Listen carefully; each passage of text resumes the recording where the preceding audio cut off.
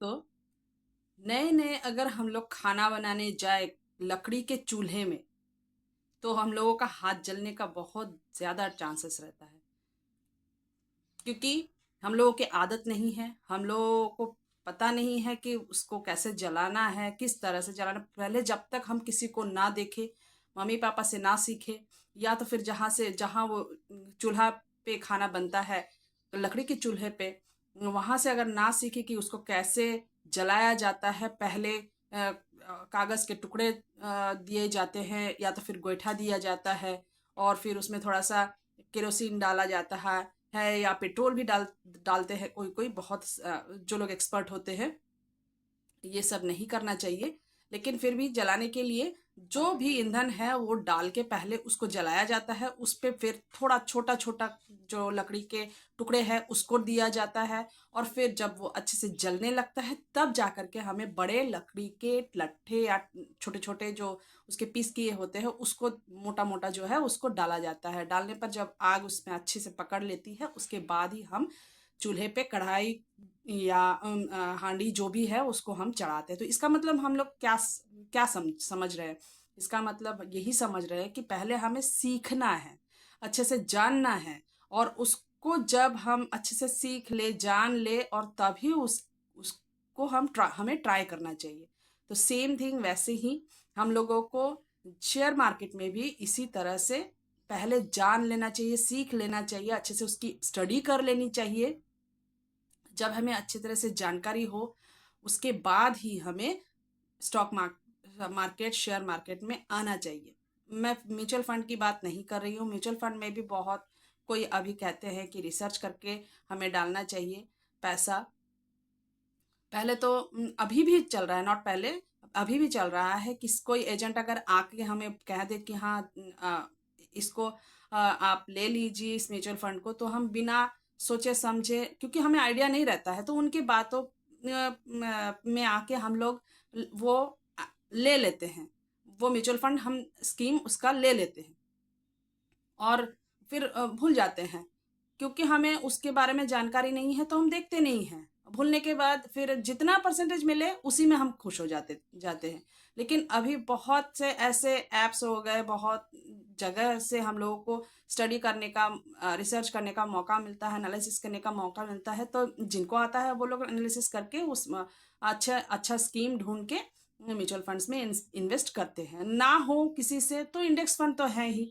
Index fund में अच्छे से किसी भी mid cap, small cap, multi cap, फिर मोमेंटम फंड जो भी है, अच्छे से अच्छे वाले कोई भी, उसमें तो कोई अच्छा बुरा रहता बहुत कम है। थोड़ा बहुत एलोकेशन ऊपर नीचे होता है, लेकिन उतना ज़्यादा नहीं होता है। तो परसेंटेज लगभग उसमें रिटर्न लगभग सेम ही आ जाता है। लेकिन बात है हम लोग जब ट्रेडिंग करते हैं, किसी स्टॉक की में जाकर हम ट्रेडिंग करते हैं, इंट्राडे ट्रेडिंग हो गया, F and O, future and option trading हो गया, जो हम लोग करते हैं। डेली ट्रेडिंग जो हम लोग करते हैं उसमें तो बहुत ज़्यादा नुकसान होने का चांस रहता है, क्योंकि सवेरे मार्केट गिरी होती है। तो अगर कोई स्टॉक आपको अच्छा लगे, उसमें आपने सेल कर दिया, और वो बाद में चढ़ गई, मार्केट ऊपर चढ़ गया, और वो मार्केट ऊपर भी, वो स्टॉक भी ऊपर चढ़ गया, तो आपका लॉस होना ही है। क्योंकि आपको दिन में उसका जो प्राइस है उसको काट के आपको लेना ही है। तो ऊपर अगर बाय कर दिया और सेल अगर डाउन में कर दिया, तो आपको तो लॉस झेलना ऑब्वियस है। तो इसीलिए कहते हैं कि हम लोगों को पहले सीखना है, जानना है, और अगर सही में हम लोग सीख गए, अच्छे से जान गए, तो ही हम लोगों को ट्राई करना चाहिए। मैं तो रिकमेंड नहीं करती हूँ कि स्टॉक मार्केट्स में आप लोग जाए, क्योंकि फंडामेंटल अच्छे से पता नहीं हो तो हम लोग कोई कंपनी अच्छे से, अच्छी वाली कंपनी कंपनी हम सिलेक्ट नहीं कर सकते। कभी कभी अच्छी कंपनी सिलेक्ट करने के बावजूद भी उसका क्वार्टरली रिजल्ट अच्छा ना आने के कारण वो वहीं पे कंसोलिडेट करते रहती है, या तो फिर रुकी हुई रहती है। और कभी कभी मार्केट डाउन होता है तो वो उसके साथ मार्केट के साथ साथ वो भी गिरती है, तो डर लगता है। तो इसमें क्या होता है, हम लोग हमारा पैसा लॉस में निकाल लेते हैं, और हम लोगों को लॉस हो जाता है। फ्यूचर एंड ऑप्शन में भी यही बहुत कोई करते हैं। इसीलिए अगर ट्रेडिंग करना है तो आप लोग पहले सीख लीजिए, और तभी पैसा डालिए, और पैसा हमेशा अपना पूरा नहीं डालना है। पूरा डालिएगा तो पूरा आपको लॉस हो सकता है। पूरा आपका जो कैश है या जो भी आपका फंड पैसा है वो आपका डूब सकता है। तो आप अगर लेना चाहे कोई भी स्टॉक, तो अच्छे से उस स्टॉक जो कंपनी है उसको अच्छे से फंडामेंटल पढ़े, जांचे, पी रेशो देखे, उसका ग्रोथ देखे, सेल्स ग्रोथ देखे, प्रॉफिट देखिए, सारा चीज़ देख के ही उसमें इन्वेस्ट कीजिए। और कोशिश कीजिए कोई पेनी स्टॉक में ना जाए, क्योंकि पेनी स्टॉक का कोई भरोसा नहीं रहता है। मार्केट डूब जाए तो वो डीलिस्ट भी हो सकती है। तो अगर लेना ही है तो अच्छा नामी कंपनी ले, जाना पहचाना कंपनी में ले, उसी में आप पैसा इन्वेस्ट करें। और और अगर नहीं आता है तो बिल्कुल ट्रेडिंग स्टॉक्स में ना करें, यही आप लोगों के लिए अच्छा रहेगा। मैं पहले करती थी, लेकिन वही कहते हैं ना कि जैसे चूल्हे पे पहले खाना बनाते तो हाथ जलता ही है, मेरा भी जला। और मैंने फिर ट्रेडिंग छोड़ दिया है।